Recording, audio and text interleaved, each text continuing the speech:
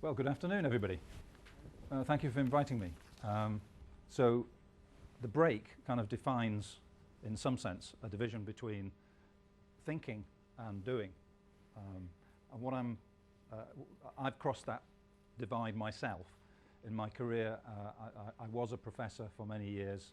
I started businesses on the side. I tried to run them on the side. It didn't work, ultimately, although I learned a lot doing it. And eventually, I found myself jumping ship, moving away from tending the roses as a tenured professor into the very uncertain world, a very challenging world of running a startup. And my startup, Placr Limited, we do have a font with diacritical marks showing you how to pronounce the name, but take it from me, it's Placr.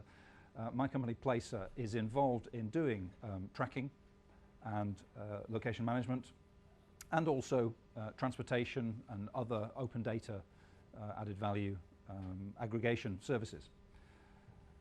I'm here today to try to instantiate the discussion that has been taking place so far about privacy by examining some of our assumptions about privacy and then looking at how we can actually implement these in a system that tries to meet some of those privacy objectives that we've been talking about, because as we just heard, a lot of the apps that are out there are driving a coach and horses through privacy assumptions, privacy, some of our, if you like, treasured privacy objectives. So what I want to try to do is to show you what it's like when you actually try to meet those objectives and yet also produce a scalable business, a business that can actually generate revenues and so on. So let's start with something general about LBS, first of all. What's the new future of LBS? I've been talking about the future of LBS for at least 10 years. I've done at least 5 talks on the future of LBS, and it now is the future of LBS. We're seeing a very clear move from B2B to B2C, from professional to the consumer space, clearly over the last few years with the arrival of the app stores. Consumer LBS are in various ways different to the services that preceded them. They're live, they're very social, they're often gamified in various ways, and they're apps, because any kind of installation step it gets in the way of delivering your user experience. And so you can see a gallery of apps across the bottom here. Free parking, UK Travel Options is our own travel app. And My Town here is an example of a gamified app where it's a game played in the real world. And so for future reference, I have bought the Dovetail in Farringdon. It's mine. And if your game happens to pass through that, I get points. And then Petrol Prices Pro, you can see that kind of thing all over the place. Now these apps need location as context for decisions. That's what it's all about. Location, we're here because either we're geeks or because we care about location or in the business in some way. But most people don't really know about location, don't really know very much about location, know about maps. What they know about is they need context to make decisions, and location is one form of context. And we need to get real about that. We need to understand, that people don't privilege location in any particular way. Now, the use of these apps is generating a complex personal trail of information. And we need to be aware of people's concerns about these things. The top 5 digital privacy concerns are storage of personal information in databases. Well, that's intrinsic in almost all of these apps. Improper access to that information. Reuse in a new context. Just what we were hearing about from a legal point of view. Introduction of errors into stored data, and interestingly, at number 5, in effect, abuse of tracking and surveillance data. So these apps are generating concerns. The question really is what to do about them. There's a source here that you can look up later if you want to find out more. And one way of conceptualizing this is to think of all of these interactions with personal information and location as transactions. If we think of it as a transaction, then we can make a little model and ask ourselves how the privacy transaction works. So you give some information in return for some sort of service. And we can see we've got a little matrix here where there should be sufficient protection and you should be able to accept or reject the transaction. And in an unhappy world, we might find that the protection is insufficient. Now, this first box here, outlined in green, is what everybody wants to see. It's called, by the Information Commissioner, privacy by design. So we should be able to accept the transaction and the protection for our privacy is sufficient. If we don't want to trade our privacy for the information in that service, we should be able to reject the transaction and there should be respect for private life. If something goes wrong and the protection is insufficient, we accepted the transaction but the protection is insufficient, then there should be enforcement of the law. The problem is a lot of applications are actually in this bottom right-hand corner where you want to reject the transaction but the protection is insufficient or you suffer some sort of disbenefit. Take the example of an Oyster card in London. You actually pay more to buy a paper ticket. And if you get an Oyster card, there is a data trail. If you pay for an Oyster card by a debit card, that is held against the record. So it's actually quite difficult to have the normal cheap transport service, not in London, and also have true privacy. So you can run, but you can't hide in this sort of thinking. And there are dangers in a privacy dystopia.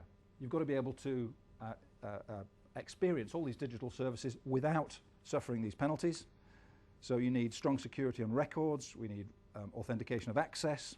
As I'm sort of enumerating these, just think about Foursquare or one of the services that you've got and just ask yourself if you think these things are true. Validation of information used for inferencing.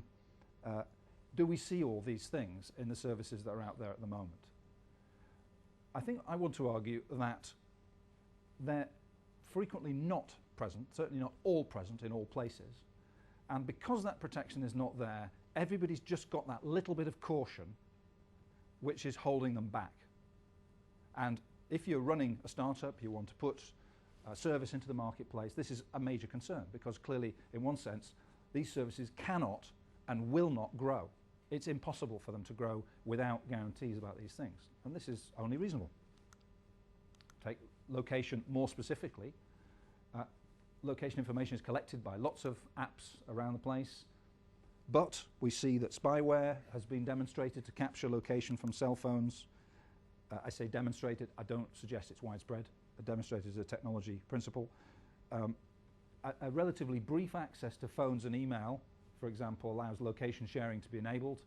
As a test, I set up a Google Latitude account for my wife while she was asleep. And with free access to her phone and email, because she left herself logged in on her phone, I was able to set up an account and theoretically I could track her everywhere.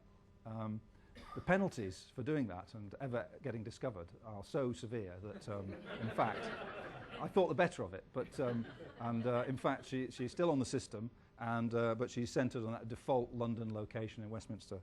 So it's, you're laughing, but actually there are probably scenarios, sort of slightly unsavory scenarios, but nonetheless, where people are doing this. So again, it's an example of a kind of dystopia, location dystopia. Location data is not verified or encoded. There are errors. There are gross errors. They're just simply chucked into the data pile along with everything else. And there is no validation, really, of anything. So we need to be able to reject the transaction but still experience the service. How do you then architect a system that does this? That's been our challenge. So let's imagine you want to take a kind of security perspective on this.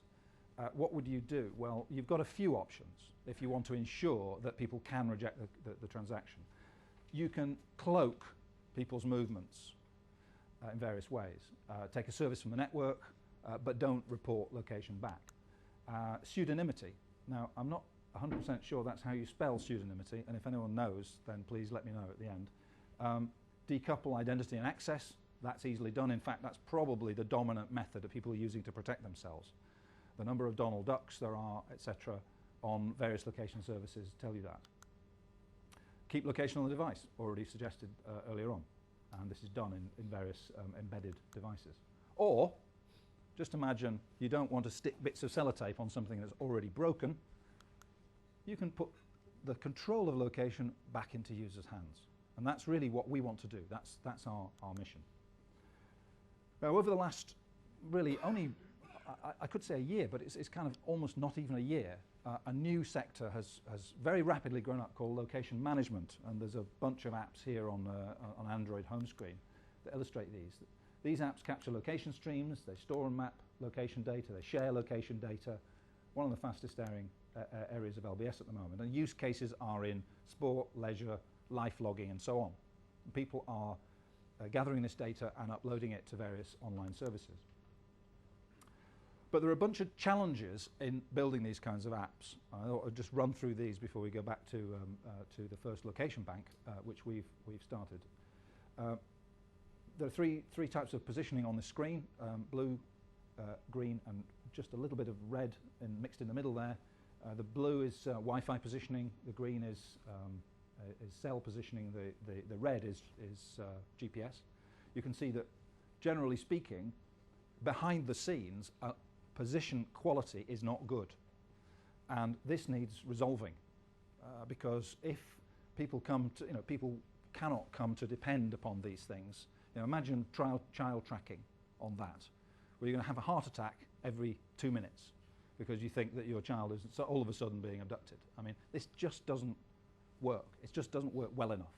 So there are major position challenges in location management. There are various verification challenges.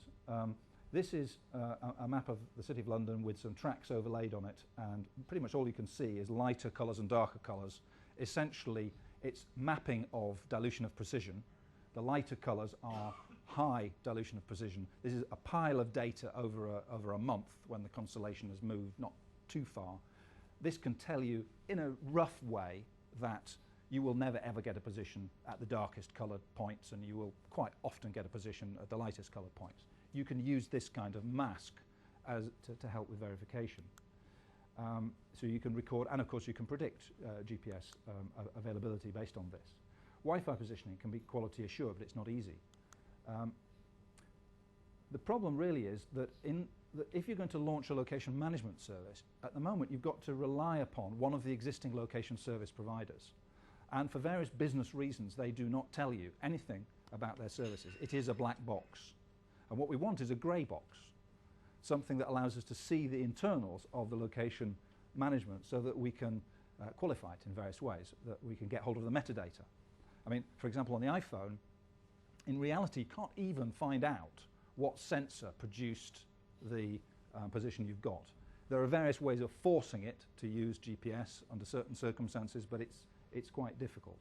So there are some challenges around verification. There are also security challenges. People are worried about these things. What happens if your phone's stolen and you have a reason not to want your tracking to be discovered? What happens if somebody actually wants to steal your phone to find out where you've been if you're using a location service? So you need encryption. What happens about interception of communications? You need secure transmission, HTTPS. Everything's got to be done on that basis. What about hacking of the server-side systems? You need highly secure services. There are power management challenges. GPS uses lots of power. It kills your battery, basically, 2-3 hours. There's Wi-Fi. Okay, well that kills your battery as well. So if you put them both on, it kills battery even faster. So you need a lot of intelligence lying behind battery usage and Wi-Fi management. And actually, the gold is in intelligent winding up and winding down of all of these smartphone sensors without using another sensor that also uses power, like, for example, an accelerometer. Because then if you start polling every second on an accelerometer, you also use power in that way. So there are a whole bunch of challenges in providing location management, but there's been a gold rush of companies and apps in this area. And if you look at this matrix, high to low accuracy, offline, real time, look at this top right-hand corner, there's a whole bunch of players come into this field, but most of them are taking the easy way and simply circumventing all those power and security and verification issues. They're not dealing with them. So the question for our investment was, can we do something where we can deal with those challenges in such a way that we can then build on rock and not have to build on sand that won't survive a really critical challenge from people who come to use our system. And so we've created a service called the First Location Bank, which sits right there. And here it is. it says under first location bank in the top left-hand corner there, this bank does not have a logo yet. And that was put in by the designer when we hadn't actually developed a logo, but it's subsequently developed cult status. So actually that is the logo, ironically. But we like irony, you know, that's the bedrock of this kind of thing. So we created the first location bank to try to nail all of these hard problems. Now, how do you start a company? You're going to bootstrap it, or you need leveraged funding. Well, there is a third way, and that is take public funding and use it in startup mode. And that's what we've done. We've had EU funding, and we haven't gone away as sometime in history has been done in academic world and simply gilded a lily somewhere. What we've done is we've in a very targeted, in a very disciplined way, we've actually used the public money to try to solve the hard problems. And as a consequence, I think we built a platform on which now other things can flourish. So cross-out management is not about location management, it's about location broking. And the broking word is already used today. On the right-hand side here, you see the only screen on our client. We're interested in passive tracking that doesn't actually involve the user in too much work. So all it has here is what are you up to? You can tag, and it will hold tags open till you close them. And then down here it tells you the status of the sensors, and here there's a button that turns it on or off. That's pretty much all it does. And what it tries to do is there in the strapline, keep track of the places you've been to securely forever. So the FLB, the first location bank, is your broker. Collects, stores, it shares as per your instructions, and this is the interesting bit, we co-monetize with the consent of the user built on this very secure infrastructure. This secure infrastructure, for example, encrypts on the phone, sends securely, and stores very securely on the server. For example, every app that is downloaded is encrypted with the user credentials. So you can't take the APK Android installer and install it on another phone and just use it. It will only work on the device for which it's been designed. And it will only communicate with the server from that device, which has some downsides in terms of what happens if you change your phone or lose your phone. It means you have to have a replacement process, but nonetheless, that's important. So this is what we're trying to do. Here's our map interface. The lights are rather bright down here, but you can see a kind of track at the bottom half of the screen there. What we do is we take the location streams, we validate them, and we break them up into pieces. And we divide them by static points, places where you come to a halt. Not a traffic light, but somewhere that you actually go to. Now, I won't go into exactly how we do that, but it's been fairly extensively tested. It generates points, and those points are, generally speaking, significant places of some kind. And they go into a register. So we collect positioning metadata. We use all three streams. We calculate accuracy metrics for all streams through database. We identify locations, which are the points in the tracks that are broken up, places you've been at. So we segment the location stream, and then we match those locations to places, addresses, or points of interest of various kinds. And you can tag those, and we're working on things like auto check-in and, in fact, geo-tweeting. It's a bank, okay? So you know what a bank is. I mean, that's the great thing about branding, is it should describe something the user already knows about, and they should just really be able to transfer their understanding onto that concept. It's a bank, so you put your locations into the bank, and you get a statement, and your tags are listed there, and this hasn't had the location run to generate the addresses, but it tells you the type, and actually not on this screen, being cut off by the screen grab, there is actually a location quality indicator, depending on the different types of location stream used. We monitor the power usage, therefore we know when to be more careful, more sparing with the use of GPS and Wi-Fi. In fact, there are many people, it turns out, who would actually kill to know about cell phone battery, even more than location in some ways, because it's a very good way, for example, of having quite a light touch monitoring. So, for example, you've got teenagers, you don't want to track them, and you really don't want to track them because you don't actually want to know what they're doing. But actually, when you do need to talk to them, what you don't want is that the phone's dead. So if you can see that it's in the last 15% of the battery, you might just call them and say, oh, I noticed your battery's about to run out, but I don't want to know what you're doing, but just remember, you're on your own. I'm not coming to get you. I'm going to bed. Good night. So things like that can be built on top of that. So how does it all stack up? This is the pitch, effectively. Our thinking is that there are 3 types of accounts. Look at the very bottom there. There's a safe deposit box because there are people who actually want to archive their locations for various reasons, sometimes just business reasons, nothing sinister as such. We think they'll pay a fee. In the middle, free. Free account, your data never leaves the bank, but you don't get any services at all. If you want to buy services, you can pay extra for any services built on top of that free account. And then on the left-hand side, there's open monetization, open co-monetization, where by stacking up a bunch of users who don't want to pay for their services but are willing to earn credit, what they then do is buy access to value-added services through the credit that they earn by sharing their data. And we believe that these 3 categories of account in the bank, built on top of this very secure infrastructure, will generate revenues. That's our thinking. We will see. And of course, at top right there, an API for developers to come and build on this platform. Okay, so if you're running a startup, eventually you have to contact users. Really scary, actually talking to users, but you have to test, and you learn, of course, everything when you test. So we've been testing last month quite a lot. Here's a set of points. This is the surface of the points collected, the location points collected during that month.